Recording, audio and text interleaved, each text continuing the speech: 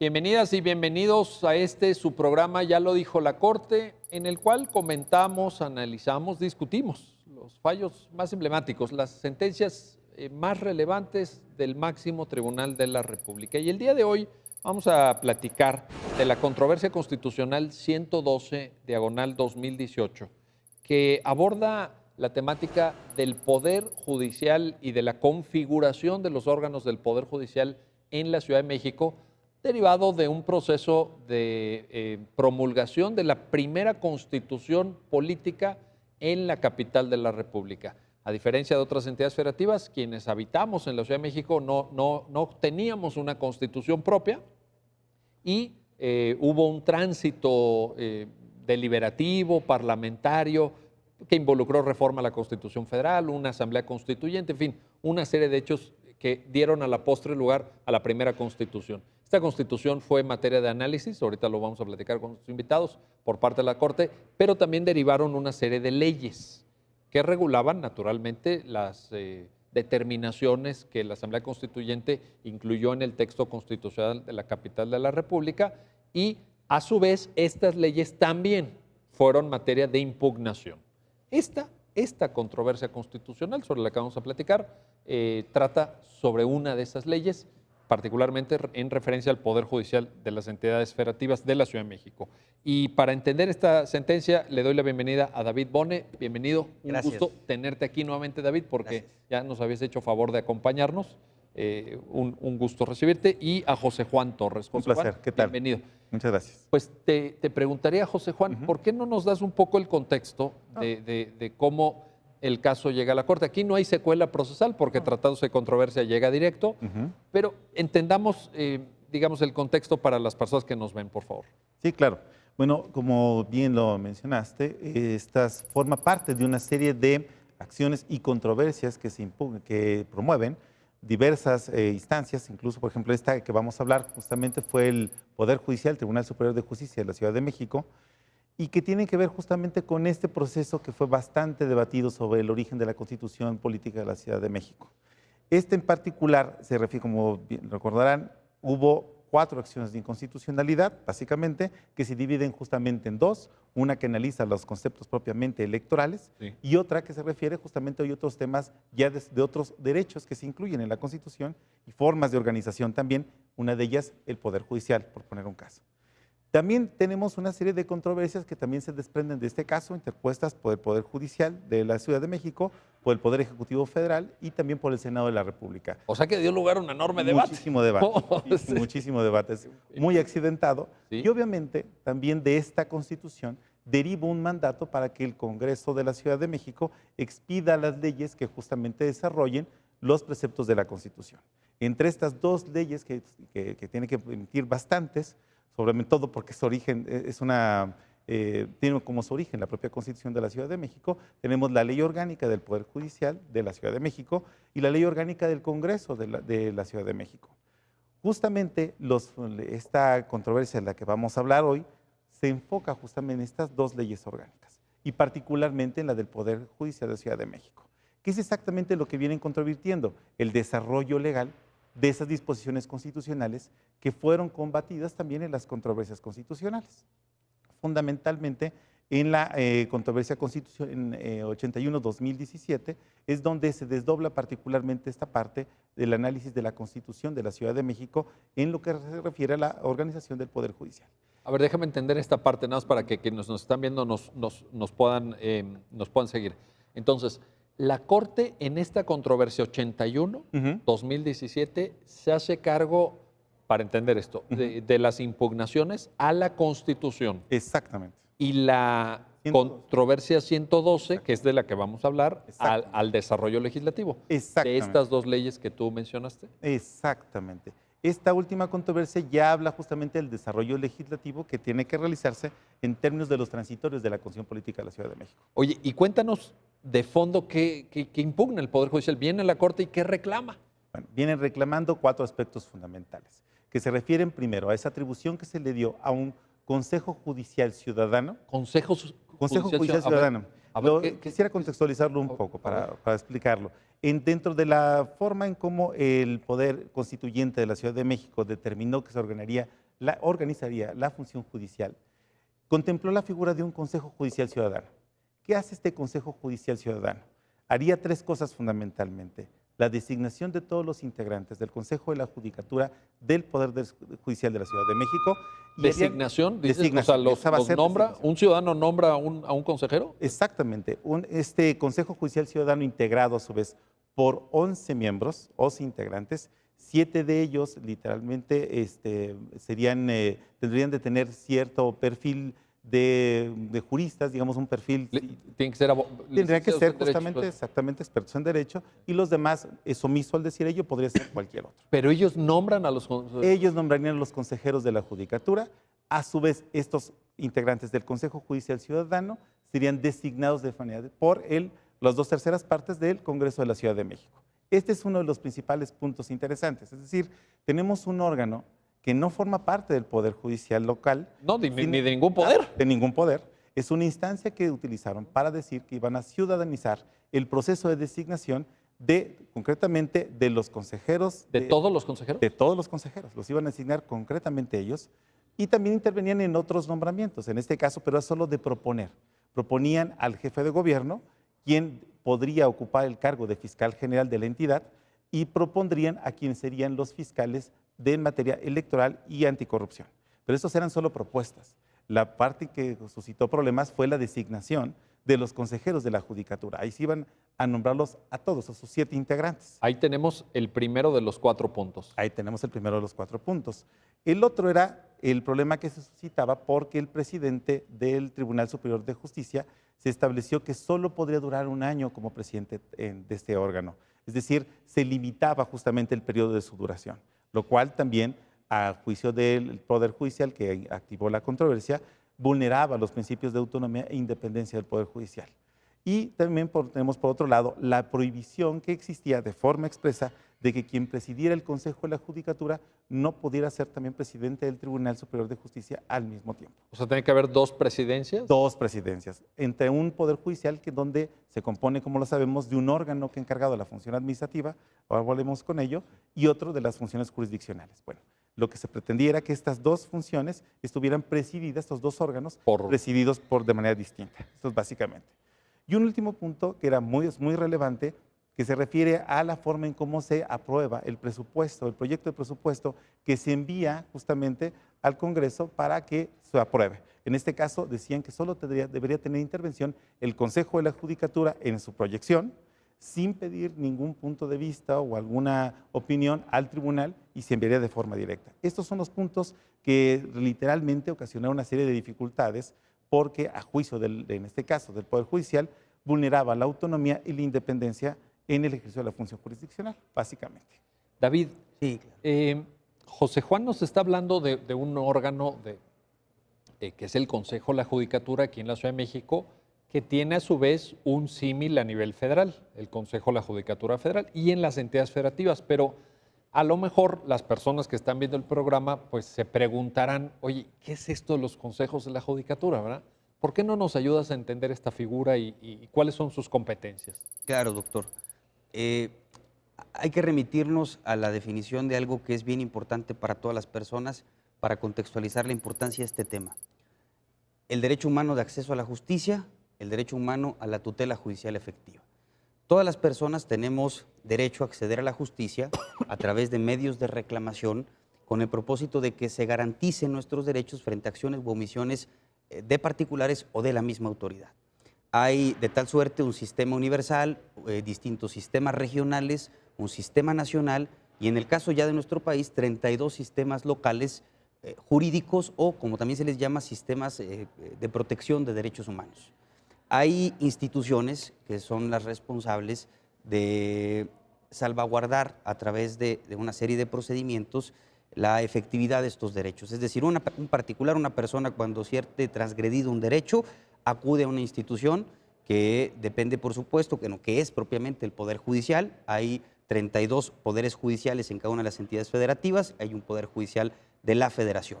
El Poder Judicial se integra a nivel federal y a nivel local principalmente por, en el caso federal, la Suprema Corte de Justicia de la Nación y un órgano auxiliar que es un órgano de administración y vigilancia, que es el Consejo de la Judicatura Federal, es decir, prácticamente todos los aspectos administrativos del Poder Judicial de la Federación recaen en ese órgano. No dicta sentencias. No. La función jurisdiccional separada de la función administrativa. La administrativa, pensemos en que, por ejemplo, comprar el papel para las sentencias, administrar los edificios donde están los tribunales. Toda la parte que puede ser dentro de una función pública, gubernamental, recaer en la administrativa, o más bien, todo lo que no sea propiamente jurisdiccional, es decir, todo lo que no tenga que ver directamente con recibir, estudiar un caso y emitir una resolución, una sentencia con respecto a ese caso, recae en el órgano auxiliar administrativo. Lo mismo pasa en los estados. En los estados se replica, ¿no? Así es, los estados tienen, ahora hemos visto últimas fechas, hay una entidad federativa, no recuerdo cuál es, la vimos hace poco, que sustituyeron el Consejo de la Judicatura Local por una junta que se llama Junta de Administración. ¿Sí? La Constitución Federal, a excepción de la Ciudad de México, no mandata de qué forma el resto de las entidades federativas deben contar con este órgano administrativo, de funciones administrativas. Entonces, en todos los estados hay o una junta de administración, que si no me equivoco prácticamente solo en este caso es una junta local de administración, las demás son consejos de la judicatura locales, ¿sí? y tribunales superiores de justicia, que se encargan de recibir, tramitar y responder a la ciudadanía todos los procedimientos judiciales frente a una presunta o posible violación a un derecho humano. Ahora, David, ¿por qué es importante la estructura y la función de un consejo de la judicatura? Las personas que nos están viendo a lo mejor dicen, oye, pero si yo vengo a reclamar, como muy bien lo explicaste de manera clarísima, pues la violación de un derecho y yo lo que quiero es que dicten una sentencia favorable a mí. ¿Por qué tiene que haber un órgano que administre, etcétera? ¿Cuál es la relevancia de esto? Que el órgano esencialmente, determinantemente jurisdiccional o judicial se dedique a su vocación principal, que es impartir justicia. Yo no me distraigo administrando, no que no sea una función necesaria, por supuesto que y que te lleva tiempo y es complejo, ¿no? Y es un reto interesante, doctor. Yo creo que reflexionar en torno a la función, al papel, a la importancia, al diseño que hoy en día deben tener los consejos de la judicatura local o estas juntas locales de administración, nos obliga a remitirnos al origen del Consejo de la Judicatura Federal, sí, a la reforma de 1994 y poderlo contextualizar. Es decir, hay diferentes formas de llevar a cabo la administración de este tipo de instancias. Depende, por ejemplo, mucho de si está separado, como en el caso de nuestro país no lo está, pero en otros sí, el Tribunal de Legalidad de un tribunal o de una corte constitucional. Sí, es un modelo, ¿verdad? En algunos países se sigue ese modelo. Así es, y sobre todo cuando hay corte constitucional, sí, como instancia de cierre, separados los temas de legalidad, el órgano administrativo no necesariamente depende ni está ligado a la corte constitucional. Es correcto. En nuestro caso obedece a una necesidad histórica y habría que ver cómo ha evolucionado la forma en que ha funcionado la organización, la dirección de los asuntos administrativos. Entonces, para asegurar que la independencia y la autonomía que son inherentes al Poder Judicial, tanto en el ámbito federal como en los locales, no se vean afectados o transgredidos estos principios y sus subprincipios y manifestaciones a través del accionar del órgano administrativo, es que se impugnó y se estudió este caso en particular. Es decir, tan importante es la conformación del Tribunal Superior de Justicia, no solamente de la Ciudad de México, de cualquier estado, como la integración y el funcionamiento, las facultades y la interrelación que el tribunal tiene con su órgano de administración, en este caso el Consejo de la Judicatura Local. Es decir, no basta con decir los integrantes del órgano jurisdiccional o judicial son nombrados democráticamente y de una forma tal que de acuerdo con los principios y las normas constitucionales, convencionales, hay una serie de principios básicos internacionales que hablan acerca de la independencia y autonomía judicial. Hay documentos de ONU, ¿no? Sobre sí, eso. Por supuesto. Hay un documento de 1985, los principios básicos de Naciones Unidas, la Corte Interamericana ha dado mucha luz también en ese sentido. No basta con garantizar en el proceso de designación, de selección de los integrantes de los tribunales locales, por supuesto, de la Suprema Corte de Justicia de la Nación, de las y los ministros, la autonomía y la independencia, sino también tiene que seguir esa misma suerte sus órganos de administración. ¿Para qué? Para que no haya ninguna subordinación ni de facto ni formal de un órgano con respecto al otro que pueda afectar. Lo más importante es esto y el propósito de este tema y de esta controversia en particular, la imparcialidad, ¿sí? Y la independencia de la actuación de los tribunales, de los quienes tienen en sus manos el deber, la obligación de brindarle justicia a las personas, para que las personas accedan a una, permítaseme la expresión, a una justicia de facto, realmente justa, pues, que reúna los requisitos y que cumpla con los principios. Se necesitan órganos autónomos e independientes. Y ese es un reclamo social, ¿eh? La mayor parte de mexicanos queremos eso, queremos eso. Por eso es muy importante lo que dices, David. José Juan, entonces, pues David nos está poniendo en la mesa una visión muy clara de cuál era la discusión de este asunto. División de poderes, independencia judicial, autonomía en la función judicial, porque, y ahí quiero que entremos un poquito ya para acercarnos al fondo. Por ejemplo, en la lógica de lo que David con tanta claridad expuso, la figura del Consejo Judicial Ciudadano pudiera afectar estos principios, independencia, autonomía, la calidad de la impartición de justicia. A ver, ¿qué reflexión nos puedes compartir ahí? Ok. Efectivamente, el Consejo Judicial Ciudadano como tal tuvo ese propósito. Uno lee justamente las razones que tuvo el constituyente, el Poder Legislativo, para decir por qué quiere un Consejo Judicial Ciudadano y su idea era ciudadanizar este proceso, en una intención incluso hasta para evitar prácticas de corrupción. En este sentido, digamos, era el propósito fundamental. ¿Qué es lo que sucede? Cuando advertimos que estas normas, como las que regulan el Consejo Judicial Ciudadano, entran en interacción con otras, como las que acabamos de comentar, que se relacionan con la estructura y organización del Poder Judicial de la ciudad, empezamos a ver que empieza a fomentar una serie de efectos que posiblemente no sean deseados, es decir, que no nos lleven justamente a una buena administración de justicia. Por ejemplo. Justamente, por ejemplo, cuando y se señala en la resolución, si este Consejo Judicial Ciudadano es electo exclusivamente por el Poder Legislativo de la entidad, puede generar suspicacias respecto de que un poder de manera indirecta, en este caso el legislativo, esté incidiendo en otro, en el caso, un aspecto muy importante, que es la administración justamente del Poder Judicial. O sea que, a ver, si entiendo bien, no sería 100% ciudadano, porque los integrantes del Consejo Judicial Ciudadano, a su vez, fueron nombrados por el Congreso local. Exactamente, y solo por el Congreso local. Correcto. En esta parte justamente es donde empieza a generarse esa suspicacia, o se puede presentar esta forma tan desequilibrada de intervención entre el Poder Legislativo y el Poder Judicial de la entidad. Esto es lo que puede generar, es decir, puede a la larga esta forma de relación derivar en una subordinación prácticamente del Poder Judicial respecto del Poder Legislativo de forma indirecta. A ver, pero a ver, José Juan, aquí estoy pensando en el modelo del Consejo de la Judicatura Federal. En el Consejo de la Judicatura Federal hay 2 integrantes que los nombra el Senado. Claro. Pero aquí eran todos los... Todos.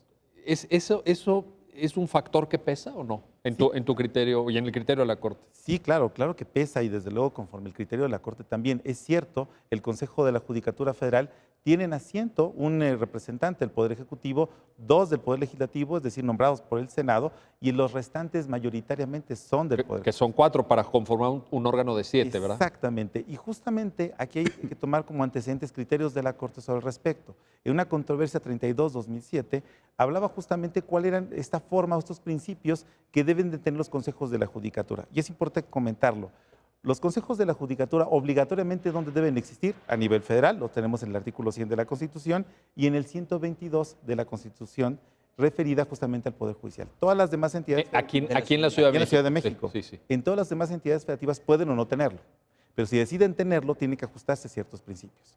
Uno de ellos, justamente para garantizar la autonomía y la independencia, es que sean mayoritariamente integrados por miembros del Poder Judicial, básicamente. Porque esto garantiza justamente esta autonomía e independencia y de que tendrá representatividad del Poder Judicial justamente en su órgano, que es básicamente una pieza neurálgica, porque es el que lleva a cabo toda la administración. Bueno. No hace una tarea menor, simplemente es la organización, administración y vigilancia. Todo lo que nos decía David. Pues, la cuestión presupuestaria es más. Algunos de los requisitos que se establecen para que exista una auténtica independencia judicial son, por ejemplo, la estabilidad en el cargo.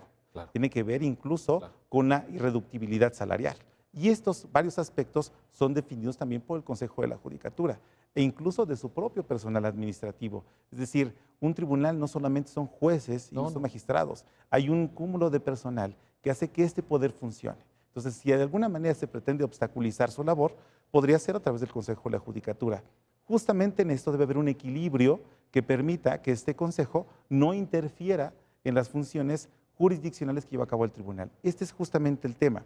Cuando son nombrados exclusivamente por el Poder Legislativo, puede generar... De manera indirecta en este caso, claro. Justamente.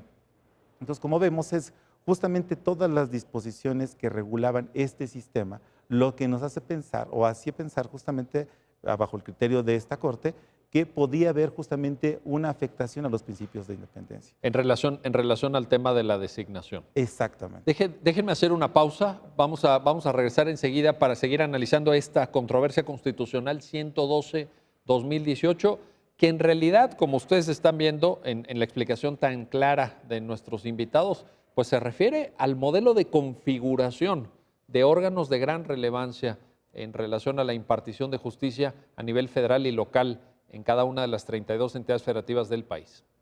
No se vayan, regresamos enseguida.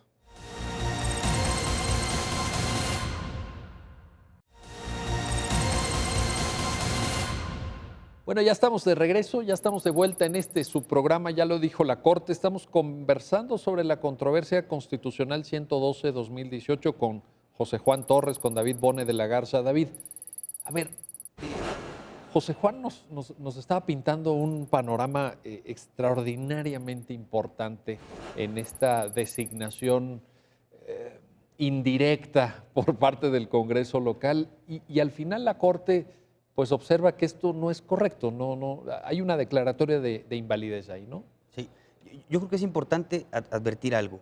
El esfuerzo, sin duda, del órgano legislativo, de la Asamblea Constituyente de la Ciudad de México, primero con la Constitución, por supuesto, y después con las leyes, en este caso la Ley Orgánica del Poder Judicial de la Ciudad de México y la Ley Orgánica del Congreso, tuvo un propósito, una finalidad muy, me parece a mí que hay que rescatarlo, muy notable, positiva, en cuanto a pretender ciudadanizar un proceso a través del cual se arriba a una función muy importante como es la impartición de justicia. Creo que lo que denota este caso en particular es los retos que hoy en día enfrentamos como sociedad, la sociedad mexicana, la sociedad en las entidades federativas, con respecto a dos cosas: la teoría constitucional contemporánea frente o de cara a los retos de la teoría política contemporánea. Es decir, hoy estamos hablando cada vez con mayor insistencia, algo que es bien importante, diseñar y reforzar mecanismos de democracia participativa, pero ojo, en un contexto de democracia representativa. Entonces, en ese sentido... No está fácil, ¿eh? No, claro que no, porque llegamos a este tipo de situaciones. Es decir, yo quiero ciudadanizar, nadie está en contra de que se ciudadanice, de que se le dé mayor entrada a la sociedad civil, organizada o no, es decir, que haya control, finalmente es control social, sí, es un mecanismo de control social. El tema es que con el diseño constitucional actual que tenemos en nuestro país y por lo tanto en las entidades federativas, este tipo de mecanismos tienen que estar perfectamente insertados y diseñados de forma tal que no rompan con la armonía. ¿Por qué? A ver, vamos al ejemplo del Consejo Judicial Ciudadano, que otra vez que nos comentaba el maestro Torres, la hizo con mucha claridad. Nadie ve mal, por supuesto, un Consejo Judicial Ciudadano, que lo tomes en cuenta. Además, el Consejo se iba a apoyar en organizaciones, en especialistas, en académicos. Creo que había por ahí un sistema de propuesta de escuelas y facultades de Derecho, ¿no? Que claro, lo ve uno y dice, bueno, por supuesto que es muy conveniente, sí, ¿no? Pero si al mismo tiempo que tomamos en cuenta que el Consejo Judicial hubiera nombrado a los integrantes del Consejo de la Judicatura, no perdemos de vista que el Consejo de la Judicatura es el que propone al Congreso de la Ciudad de México los magistrados que integran el Tribunal Superior de Justicia de la Ciudad de México. Entonces, ¿eso qué significa? Que directamente e indirectamente, como consecuencia, el Congreso de la Ciudad de México estaría nombrando tanto a los consejeros de la Judicatura de la ciudad como a los integrantes del Tribunal Superior de Justicia. Oye, ¿y eso cómo se lee a la luz de los principios que tú mismo comentabas de autonomía, de independencia? Porque ahí ya no estás pintando un panorama... Bueno, me parece, y tú eres experto en el tema de los principios constitucionales y de un sistema como el nuestro, un sistema federal, democrático, en un sistema constitucional como el nuestro, ¿no? Un principio fundamental en nuestra Constitución y para asegurar los fines constitucionales, en el caso del Estado mexicano, es la división de poderes. Buenísimo. Ese yo creo que es el concepto del que hay que partir, ¿no? El principio de división de poderes, que implica, por supuesto, que tiene que haber una interrelación, una colaboración, una coordinación, hoy en día ya no solo entre los poderes tradicionales, ejecutivo, legislativo y judicial, sino entre la desbordada lista de órganos constitucionales autónomos. En ese sentido, cada mecanismo que se pretenda tiene que al mismo tiempo respetar las implicaciones, los requisitos del principio de división de poderes, que no se carguen más funciones en un poder que en el otro, que no se supedite un poder al otro, no solo formalmente, sino en la práctica como consecuencia. Entonces, el reto es cómo diseñamos este tipo de instrumentos. Insisto, creo que el propósito fue muy bueno, el propósito de la Asamblea Constituyente en la Ciudad de México, pero lo que resultó pues de cara al diseño que ya tenemos es, me parece, una afectación al principio de división de poderes, concretamente una invasión del poder legislativo de la ciudad al poder judicial de la ciudad, ¿sí? Y los dos son muy importantes para que la sociedad funcione como tal y para que las instituciones le puedan responder a las personas, ¿no? Sin duda. José Juan, nos planteaste una lista de temas que están integrados por 4 elementos, ¿no? Ya David nos explicó, y tú también con mucha claridad, el primero, que es este sistema de designaciones que a la postre efectivamente pues, no tiene demasiado encaje en esta lógica de principios constitucionales. Te quiero pedir que nos ayudes a entender el segundo, esta idea de la duración de 1 año en la presidencia del Tribunal Superior de Justicia. Okay. El Poder Judicial decía que es poco. Esto, ¿cómo lo valora la sentencia? ¿Cómo lo analiza la Corte? Y si te parece, te preguntaría además, si vale la pena, te pregunto, poner en la mesa la idea del principio de la buena administración para poder entender mejor esta temática. Claro, el principio justamente de buena administración es bien importante en este tema. Si bien expresamente no está referido en algún momento en la sentencia, sí está en el espíritu de toda ella. Es decir, este principio de buena administración, reconocido en el artículo 41 de la Carta de los Derechos Fundamentales de la Unión Europea, y también, esto fue en el 2000, y más, digamos, expresamente o más desarrollado en la Carta Iberoamericana de los Derechos de los ciudadanos con relación a la administración pública. ¿A qué se refiere el principio de buena administración?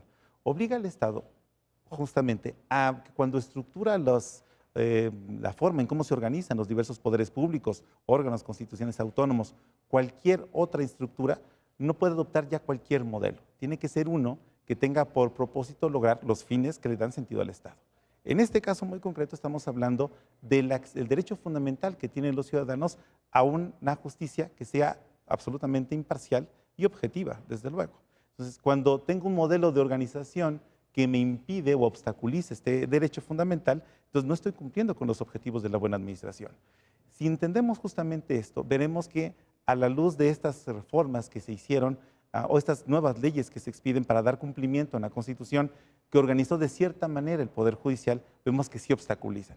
Diríamos, la duración de 1 año del presidente del tribunal ¿tiene en sí mismo algún problema? Diríamos aparentemente no. Es decir, lleva a cabo una serie de funciones, generalmente protocolarias y de administración, pero del propio tribunal en sus funciones jurisdiccionales. Digamos, en apariencia no tendría mayor problema, pero cuando lo vemos que deben de tener una interrelación, un diálogo entre el órgano que lleva a cabo la administración con la función jurisdiccional. O sea, el Consejo de la Judicatura. Exactamente. Entonces empezamos a ver que puede haber aquí una serie de efectos no deseados posiblemente que lleven a una mala práctica, ¿no? Pero porque la ley orgánica también señalaba que la duración del presidente del Consejo, que ese es el tercer punto, ¿no?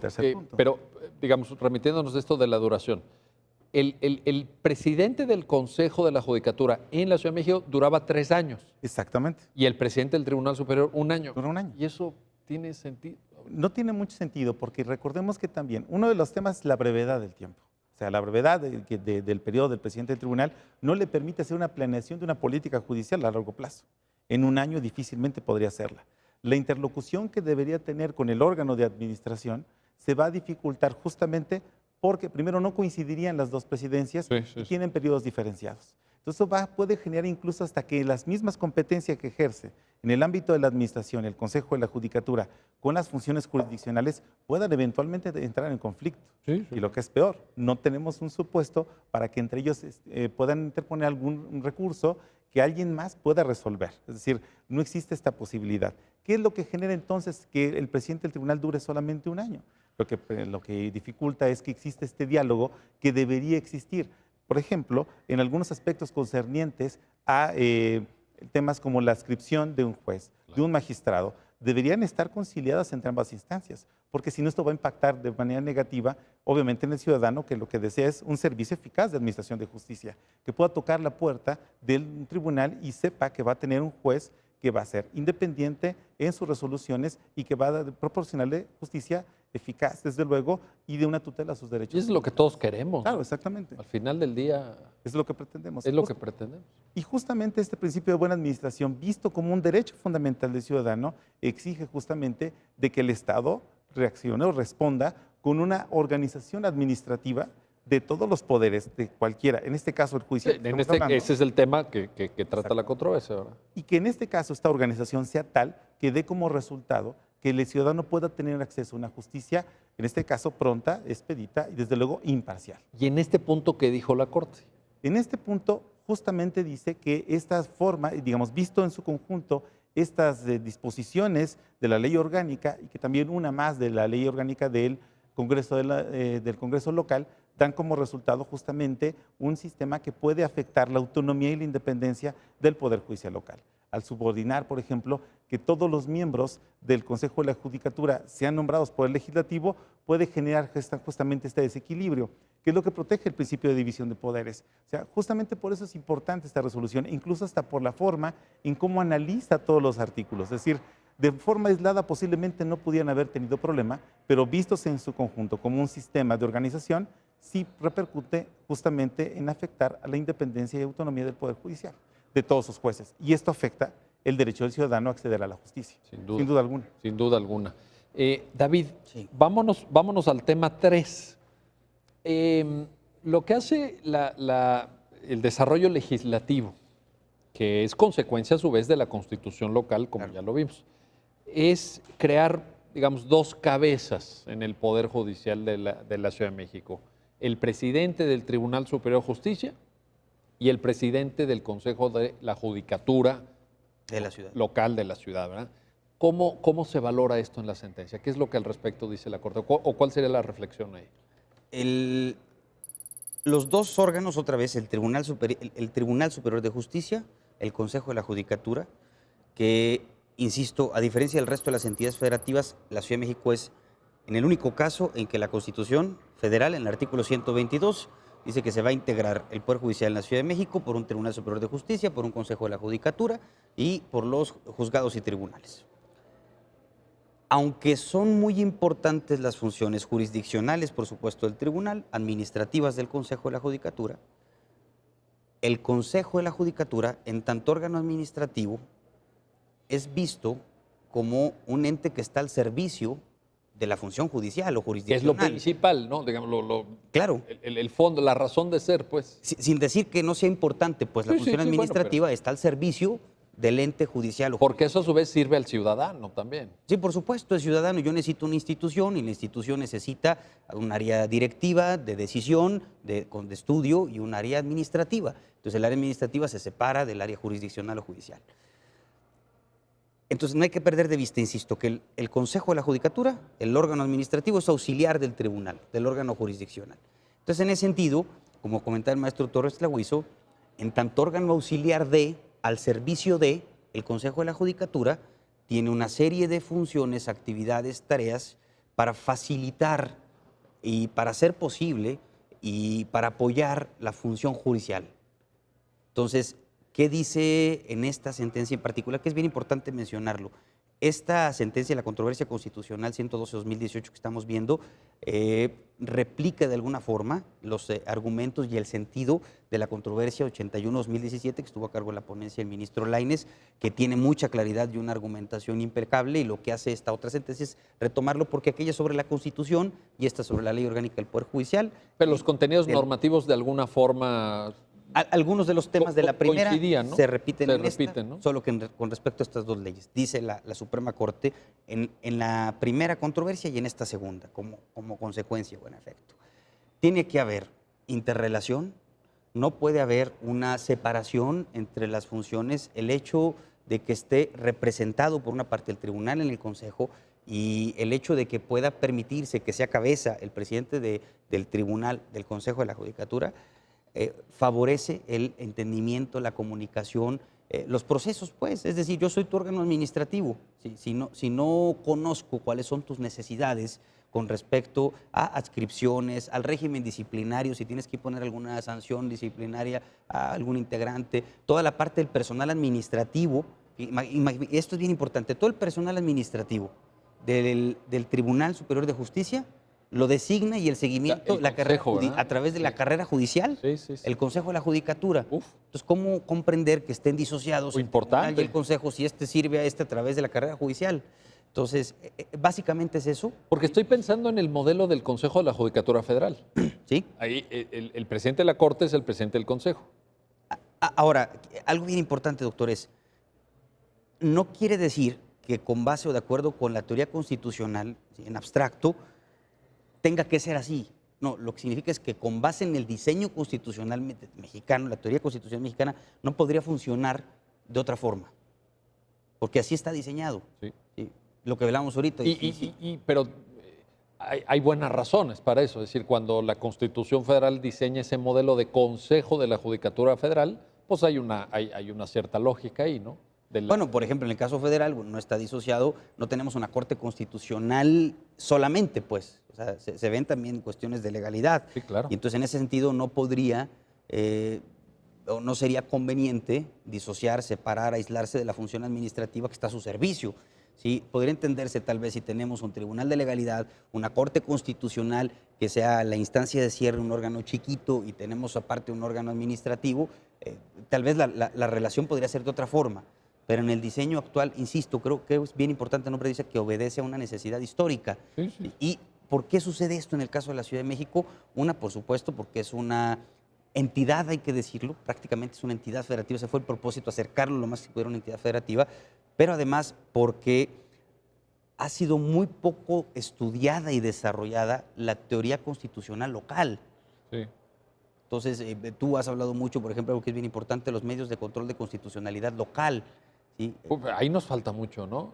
Pues yo creo que nos falta ¿qué? nos falta todo, ¿no? Todo, sí. Se ha evolucionado mucho con Sí. respecto a reconocer la existencia del llamado, de alguna, bien o mal llamado, pues, el amparo local, Sí.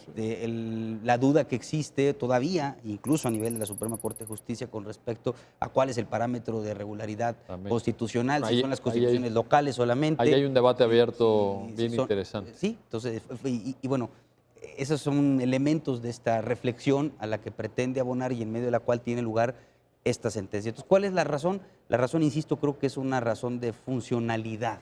Dice para efectos prácticos la Suprema Corte, no sería funcional que con el diseño actual de los poderes judiciales, en particular de la Ciudad de México, se disocie tanto y se limite tanto la participación del presidente del Tribunal Superior de Justicia y de los miembros del Pleno del Tribunal en el Consejo de la Judicatura. Y por tanto lo declara inválido. Así es. Declara inválido esta disposición Esta limitación. legislativa. Así es. Bueno. La limitación es del Consejo al Tribunal, es bien importante. Sí, sí, no sí, es la claro. limitación de que el presidente del Tribunal presida el Consejo, es la limitación de que el presidente del Consejo presida el Tribunal. Correcto. ¿Con base en qué o a partir de qué? Lo que señalabas, que el presidente del Consejo dura 3 años, entonces seguramente alguien previó, dijo, si el Consejo va a durar 3 años y el presidente del Tribunal lo estamos limitando a 1 año, es factible que quien sea presidente del Consejo quiera ser presidente y pueda hacerlo del Tribunal. Me parece que esa es la lógica por la cual lo limitaron.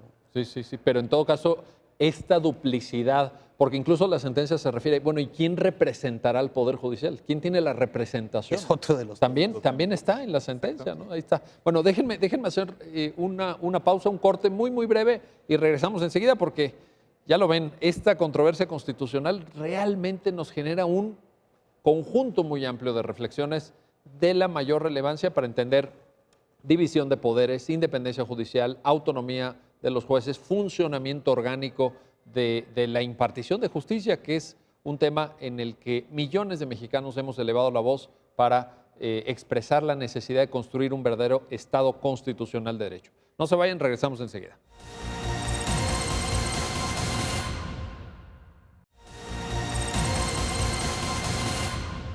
Ya estamos de vuelta, ya estamos de regreso en este subprograma, ya lo dijo la Corte, para seguir reflexionando sobre la controversia constitucional 112, diagonal 2018. Y le quiero preguntar a José Juan Torres. José Juan, nos habías pues, puesto a consideración de las personas que están viendo el programa una agenda de 4 puntos, que son materia de análisis por parte de la Corte en esta importante sentencia. El cuarto tenía que ver con una temática presupuestal.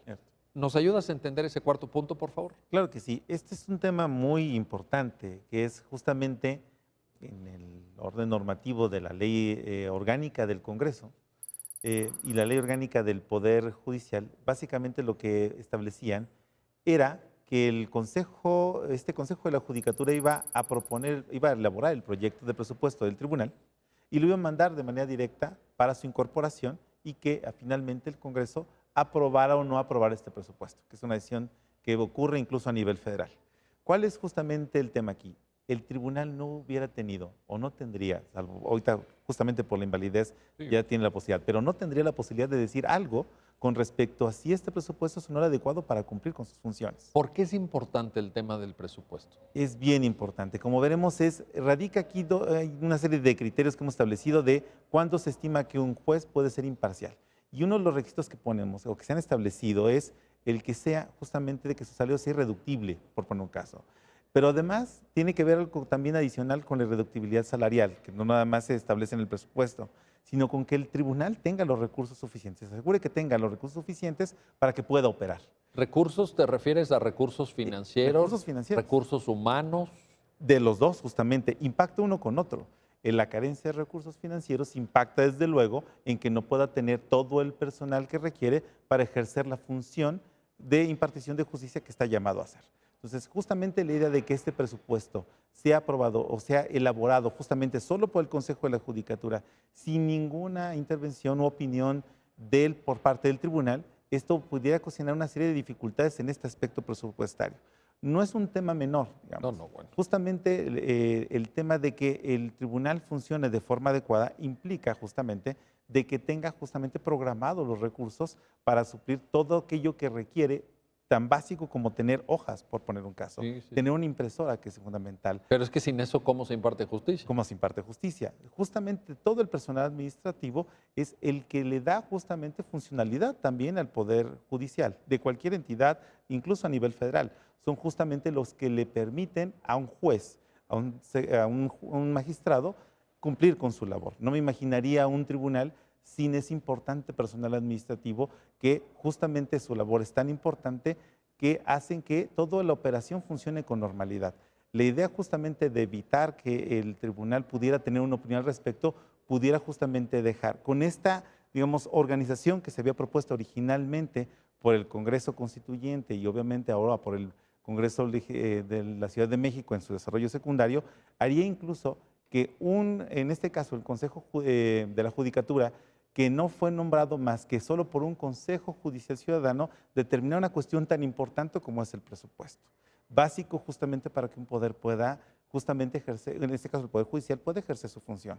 La idea de que una persona pueda acudir a un tribunal y tenga acceso a una tutela judicial efectiva, que un juez le puede impartir justicia, estriba justamente de que tenga el Estado una organización tal de este poder que le permita tener a ese ciudadano un juez independiente que le resuelva. Eso es justamente creo que lo más importante de este tema. Sin duda. Oye, David, fíjate, José Juan, nos está poniendo una serie de temas de enorme importancia, porque uno podría de repente pensar, escuchando este programa o leyendo la sentencia, oye, pues esto se trata de una disputa menor entre pues algún tema político por ahí, alguna cuestión que haya surgido, pero en realidad, ¿de qué nos está hablando la Corte en esta sentencia? De la estructura misma, de los pilares que hacen que funcione la justicia en un país y en conjunto pues del Estado de Derecho, ¿no te parece? La justicia sí, por supuesto, pero el Estado en general. El Estado en general. Aquí de lo que se trata es, y esa es la función de la Suprema Corte, ¿cómo garantizo a las personas, a la sociedad, que ningún poder, ningún presidente, ningún gobernador, ningún congreso, ningún grupo de diputados, ningunos magistrados, ningún servidor público se va a imponer sobre otro o le va a decir a otro qué hacer, que es un elemento básico. Básico. Bueno, desde Montesquieu, ¿no? Estamos hablando de los principios del Estado constitucional de derecho. No es cosa menor y porque finalmente a quien le afecta o le beneficia es a la población. Sí. O sea, que tengas un poder judicial que sea autónomo, que sea independiente, que sea imparcial, que sea objetivo, es la posibilidad para quien tiene un problema, para quien tiene que activar la tutela judicial, el acceso a la justicia, quien quiera hacer uso de este derecho humano, pueda tener o tenga la certeza de que va a ser resuelto su caso con objetividad. Entonces, sí, lo que se pretendía, insisto, creo que eso es bien importante, no para nada demeritar ni descalificar el intento de ciudadanizar este tipo de procesos. O sea, el tema no es, no hay duda con respecto a que debe haber un control social efectivo, constante, permanente, que la organización, las organizaciones de la sociedad civil, académicos, instituciones, activistas, pueden y deben participar. Pero el tema es que cada mecanismo nuevo que se diseñe tiene que incrustarse de manera armónica, de tal suerte que no se cargue en la práctica más las funciones o las atribuciones de un poder, lo que significa de un gobernante, lo que significa de un servidor público sobre otro. No, porque aquí la reflexión que ya hacían ustedes en los bloques anteriores es muy importante. Es decir, uno dice, oye, es que estamos ciudadanizando. Sí, pero los integrantes de ese Consejo Judicial Ciudadano eran nombrados por un órgano político. Órgano político que tiene una integración partidista. Vaya, innegablemente, ¿no? Y que tiene legitimación, sí, pero la legitimación para ciertas funciones y ciertos alcances con base en la Constitución, en este caso de la Ciudad de México.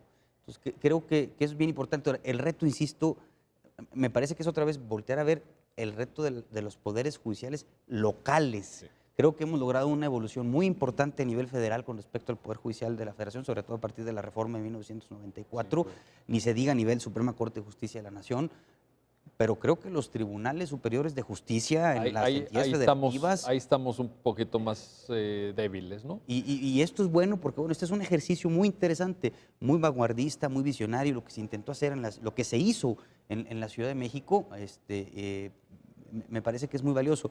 Pero ahora este tipo de iniciativas hay que impulsarlas en el resto de los estados. Que por cierto, José Juan, es un tema sobre el cual la Corte ya había tenido oportunidad de pronunciarse. Es decir, yo me recuerdo algunos casos que llegaron hace años sobre, me acuerdo una controversia constitucional en relación a Baja California, otra de Jalisco, si mal no recuerdo una de Guanajuato, de Chihuahua, o sea, Baja California, ¿te acuerdas, no? Sí, recuerdo. Justamente. Yo creo que, digamos, la línea de la Corte es consistente en una configuración, en esto que decía David, que es tan importante, en una teoría constitucional del Poder Judicial, de la función judicial. ¿Se insertaría en tu criterio, José Juan? ¿Se insertaría en esa línea, en esa progenie histórica, digamos, del razonamiento jurídico de la Corte, esta controversia? Sí, me parece que sí, que efectivamente hay una línea de pensamiento bastante coherente por parte de la Corte sobre la forma en cómo, en este caso, hablando del Consejo de la Judicatura, los asuntos que referías eran justamente de eso, analizaba cuáles son los principios que deben establecerse para quien adopte un Consejo de Judicatura, seguir sobre los mismos, para garantizarse justamente esa autonomía e independencia. Y esto es bien importante, esta línea que da la Corte hace que justamente las entidades federativas, en esta libre configuración legislativa que tienen para establecer la organización de sus poderes judiciales locales, se ajusten justamente a una serie de parámetros que, como esta resolución, nos da de manera muy clara. Justamente uno de los argumentos de defensa, incluso por parte de la Asamblea Legislativa, en este caso, y del Poder Ejecutivo local, era justamente decir, no vulneramos nada porque la Constitución federal y local, sobre todo la federal, da libre configuración legislativa. Ese es un argumento, ¿verdad? Ellos dicen, no, espérame, yo tengo libertad para configurar aquí, casi para pintar el tablero, ¿verdad? Y yo veo dónde pongo tal color y tal otro color y qué equilibrio genero y qué división de poderes dibujo aquí en la Ciudad de México, ¿verdad? Ese es el argumento. Ese era el argumento, sin embargo, y estamos viendo que esta libre configuración legislativa tampoco es una cuestión que se puede ejercer de manera caprichosa o arbitraria. Es decir, la Constitución Federal y las constituciones locales, desde luego, tienen por objetivo cumplir una serie de fines y principios que dan sentido al Estado mismo. Uno de esos fines es asegurarle a los gobernados, asegurarle a las personas, mejor dicho, que van a tener acceso a una justicia objetiva e imparcial. Ese es, digamos, el objetivo. Entonces, en esta libre configuración legislativa, los estados tendrían que ser una estructura organizacional del Poder Judicial que sirviera o fuera eficaz justamente para cumplir con ese fin. Si no lo logran, entonces estamos incumpliendo o estarían los estados incumpliendo con este principio, insistiría de nuevo, de buena administración, que es no puedes adoptar ya cualquier modelo organizacional. Tienes que adoptar un modelo de estructura de tus poderes de forma que puedan cumplir los fines y principios que dan sentido al Estado mismo. Y consistentemente se refieren a los derechos fundamentales que tenemos todas las personas. Que esa es la base última de legitimación y la más importante, creo, del sentido del Estado, ¿no? Claro, o sea, si el Estado no es capaz de o no tiene justamente una orientación al cumplimiento de los derechos fundamentales, entonces es un Estado que literalmente solamente podría tener como Estado de su nombre, básicamente. El objetivo de un Estado es asegurar permanentemente que se hagan eficaces los derechos humanos. Y una forma de hacerlo, en el caso concreto del Poder Judicial, es asegura que la interrelación que se dé de todos sus componentes, fundamentalmente que descansen dos, la administrativa y la jurisdiccional, se interrelacionan de forma tal que le dé al ciudadano como resultado poder acudir a un juez cuando lo necesite. Esa es básicamente la idea. Oye, David, pero fíjate qué importante esto, ¿no? A ver, José Juan nos está hablando del sentido mismo del Estado. Entonces, ¿para qué queremos Estado? Y la Corte con estos lineamientos, porque también hay una reflexión, tú lo mencionabas, pero en la sentencia hay una reflexión, creo yo, una visión moderna y muy precisa de qué significa la división de poderes. Justamente la división de poderes en la reflexión de José Juan nos dice la justificación del Estado es dar una buena administración, servir a los derechos fundamentales, garantizarle a los ciudadanos una calidad de vida, etcétera, etcétera. Es una reflexión de enorme profundidad, ¿no te parece? Sí, y bueno, creo que no hay que perder de vista también algo bien importante. La legitimación del Poder Judicial proviene de sus sentencias. Sí. Y la calidad de una sentencia se debe mucho, por supuesto, a las personas que tienen en sus manos la importante tarea o función de administrar justicia. En ese sentido, porque otra vez es importante a lo que se refiere, los temas a los que se refiere esta controversia de integración de un poder, integración de un órgano, selección o designación de las personas que conforman ese órgano, porque finalmente de eso depende que el ciudadano, que la persona, que el justiciable tenga la garantía de que eventualmente si accede, si activa el derecho de acceso humano a la justicia, va a recibir una sentencia justa, en estricto apego a derecho. Y aquí viene la reflexión que nos compartía José Juan, pero no cualquier configuración normativa, sino un tipo de configuración orgánica, estructural, etcétera, que no solamente respete la división de poderes, sino que sea eficaz en esos objetivos que tú... Bueno, y no solo eso, que sea armónica, insisto, hay un sistema internacional o universal, hay un sistema regional, hay un sistema nacional, hoy hay 32 sistemas estatales y hay una serie de instituciones, de instrumentos normativos, de procesos y procedimientos que se tienen que respetar. Algo muy importante, por ejemplo, una de las aportaciones más valiosas, me parece, recientemente de la doctrina o de la teoría jurídica de los derechos humanos, es que hoy en día, para que una democracia sea considerada como tal, no basta con que se tomen las decisiones con base en la regla de la mayoría, sino que es además necesario que se respeten los derechos humanos, entre ellos de todos, mayorías y minorías. Sí, por supuesto, que no se imponga. Está el caso, otra vez, Hellman versus Uruguay, en donde la Corte Interamericana ha dicho los derechos humanos constituyen límites infranqueables a las decisiones de la mayoría. Eso quiere decir, por ejemplo, que una decisión incluso que es tomada soberanamente, legítimamente por un órgano político, como es un Congreso, que es un órgano colegiado que emana del pueblo, por más legitimación democrática, popular proceso, o electoral, ¿no? Electoral, ese es el punto electoral que llega a tener. Si no se cumplen con los principios y las reglas establecidas en el derecho internacional y nacional de los derechos humanos, no se puede garantizar que exista una democracia como tal. Entonces el punto es los municipios, porque también hay que olvidarnos el orden municipal, que es bien importante. Cómo no. Los municipios, las entidades federativas y la federación pueden, por supuesto, en ejercicio de sus atribuciones y sus competencias, emprender acciones, modificar el marco jurídico de las entidades federativas. Sí, pero como atinadamente dijo el maestro Torres Traguizo, la libertad configurativa tiene sus límites. El primero de los límites es por supuesto, los derechos humanos, pero además es el diseño de las instituciones y los procedimientos, cómo va, por una parte, a facilitar la plena efectividad del respeto de los derechos humanos a través de los medios de reclamación, por ejemplo, y de las garantías en el ámbito judicial, y por la otra, cómo va a abstenerse la autoridad y cómo se va a poner límites a la actuación de los mismos particulares para que no se transgredan derechos humanos. Es decir, tan importante el reconocimiento de la parte dogmática, los derechos humanos de fuente convencional, constitucional, los derechos humanos de fuente indeterminada, como son aquellos que en determinado momento se pueden concretar con base en la dignidad humana, ¿sí? Como tan importante es el diseño de las instituciones, la parte no solo dogmática, sino la parte orgánica. La encargada de dar garantías efectivas a esos derechos también, ¿no? Las obligaciones del Estado en materia de derechos humanos son, sí, respetar, sí, reconocer, pero también contar con medidas apropiadas y también disponer de recursos efectivos. De poco le sirve al ciudadano que esté reconocido un derecho humano si no hay la promesa del cumplimiento, es decir, la forma en que se va a concretar ese derecho, que no es otra más que a través del diseño y la integración y el funcionamiento, como lo estamos viendo en este caso en particular, de instituciones. Es decir, Pues que si no sería pura retórica, ¿no? Claro, Entonces, ciudadano. ¿para qué queremos constitución? Oye, tengo el derecho humano de acceso a la salud. Pero no lo puedes hacer efectivo. Pero si no hubiera hospitales, No, pues imagínate. entonces lo que necesitamos son instituciones y las instituciones tienen que diseñarse e integrarse de forma armónica en este contexto constitucional que estamos hablando. Esa es la reflexión de la sentencia. David Bone de la Garza, José Juan Torres, muchísimas gracias. Y gracias a ustedes que hacen posible su programa, ya lo dijo la Corte. Nos vemos pronto para una nueva reflexión sobre los fallos emblemáticos, las sentencias más importantes del máximo tribunal de la República. Hasta pronto.